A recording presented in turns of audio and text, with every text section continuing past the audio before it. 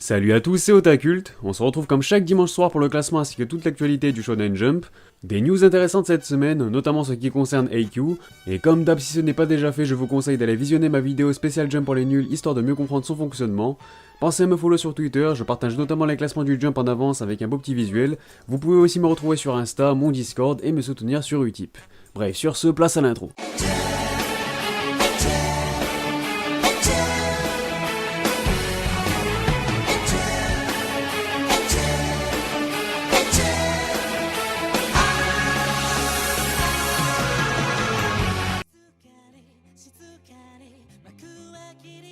Et on commence avec la partie hors classement.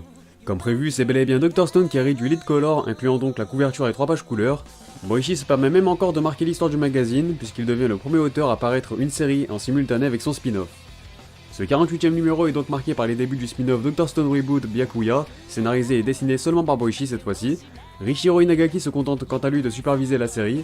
Quelques informations importantes à noter, celui-ci s'étalera sur 9 chapitres pour ensuite se compiler en un unique volume, et il n'est pas nécessaire d'avoir lu la série principale pour lire le spin-off. Mis à part ça, Aikyu est de retour avec une nouvelle page couleur et je vous donne rendez-vous dans la rubrique actualité pour une grosse annonce concernant le manga. Yuna de la pension Yuragi en profite à son tour, et apparemment mes prières n'ont pas été entendues, donc on va rhabiller la demoiselle avant que je me fasse balayer. A noter la présence du one-shot Tokyo Grind Horror Channel signé Tadaichi Nakama qui se paye également une petite colorisation. Et enfin, je vous rappelle que The Promised Neverland est absent pour la deuxième fois de l'année, il rejoint donc Hunter x Hunter qui ne semble pas décidé à effectuer son retour en 2019. On passe maintenant au classement qui est composé de 15 mangas, soit idem que la semaine passée.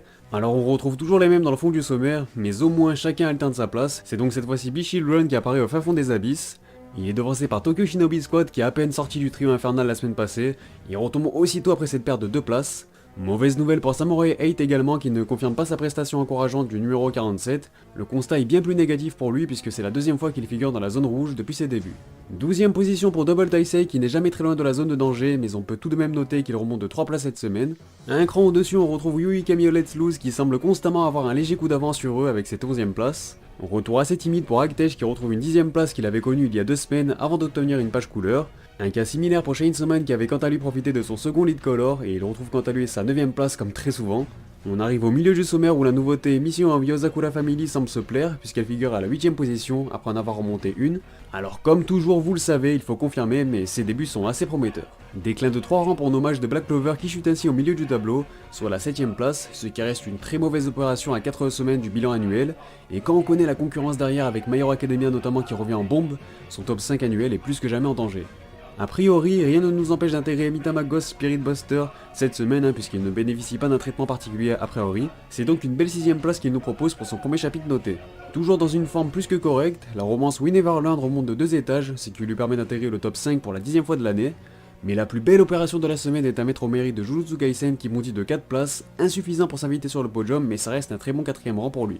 Décidément en grande forme en cette fin d'année, My Hero Academia s'emporte dans la médaille de bronze après avoir remonté 3 étages. C'est son 3ème podium sur ses 5 derniers classements alors que la série de Kohei Horikoshi ne compte que 5 top 3 au total cette année. Une preuve de sa superbe fin d'année tout simplement. Demon Slayer ne pouvait pas rester en dehors du podium très longtemps, il réagit aussitôt en remontant 3 positions pour ainsi obtenir une belle médaille d'argent, signant ainsi son 30ème podium cette année sur 37 classements, c'est juste incroyable. Et décidément, même si le top 1 annuel du Jump est déjà joué, la bataille entre One Piece et Demon Slayer est vraiment passionnante cette année. Je trouve cela dommage de voir certains fans se livrer une guerre absolument ridicule, mais bon, One Piece conserve son trône cette semaine. On enchaîne avec les informations concernant le Jump numéro 49, et c'est Agtech qui profitera de son second lead color de l'année, le 3ème depuis ses débuts dans le magazine. La comédie romantique We Neverland profitera quant à elle de sa 15ème page couleur, une série toujours aussi bien mise en avant par les éditeurs. A noter la présence du one-shot Mato Seihei no Slave, et surtout que c'est cette fois-ci My Hero Academia qui sera absent pour la 3ème fois de l'année. Passons à la rubrique actualité, et on va commencer par l'actu anime. Tout d'abord, Netflix a mis en ligne mercredi un nouveau trailer pour la nouvelle saison de Seiki Kusuo no Psynan. Ce dernier nous révèle que la saison débutera le 30 décembre prochain pour un total de 6 épisodes. On ne connaît pas encore leur durée, mais si ça n'a pas été précisé, j'imagine que ce sera un format classique de 24 minutes. On enchaîne avec une information à prendre avec des pincettes, mais il semblerait qu'un anime ou du moins un épisode spécial soit en pourparlers pour adapter le one-shot Shokugeki no Sanji qui était paru en début d'année dans le Jump. Oda serait favorable à cette idée et franchement je vous avoue que ce serait très plaisant.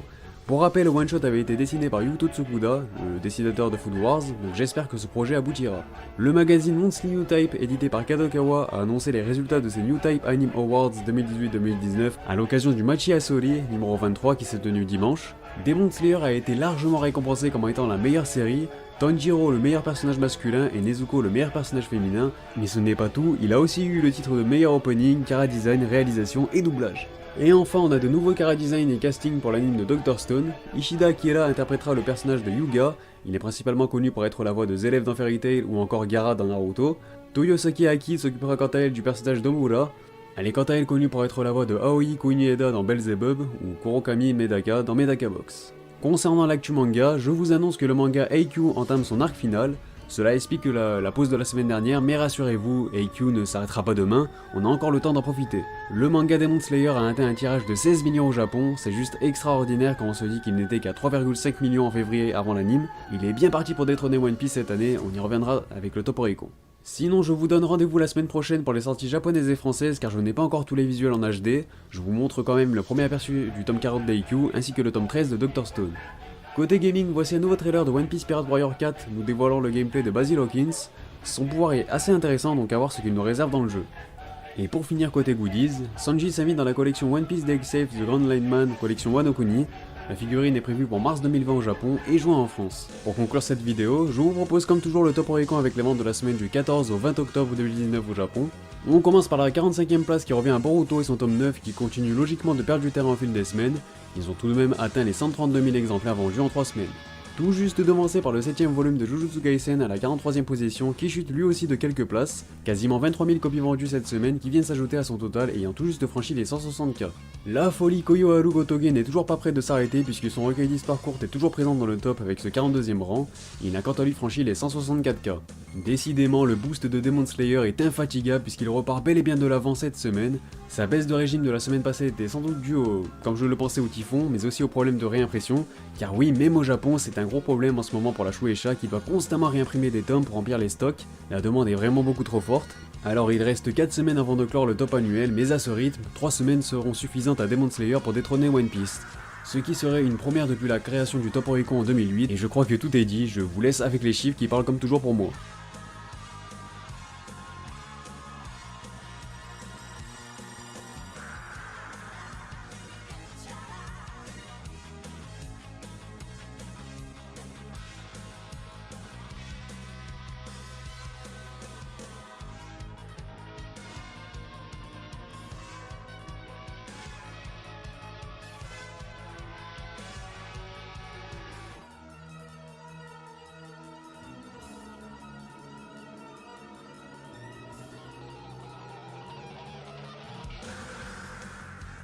On arrive au 22e rang pour le 22e opus de Black Clover qui se rapproche petit à petit des 180K auquel il a ajouté quasiment 30 000 unités cette semaine.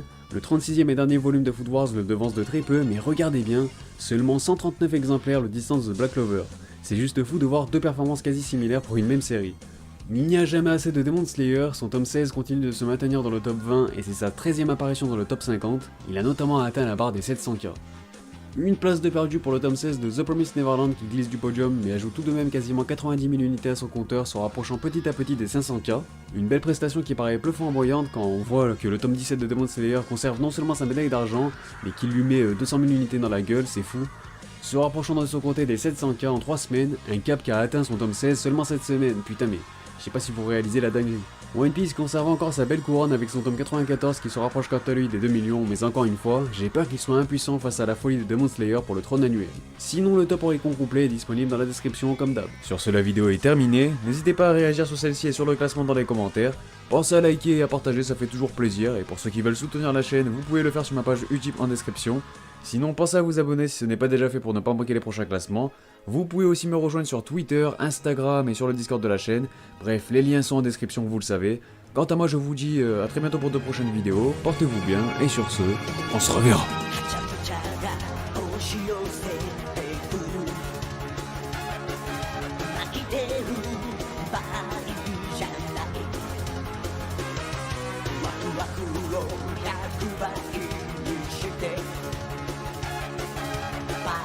No, should I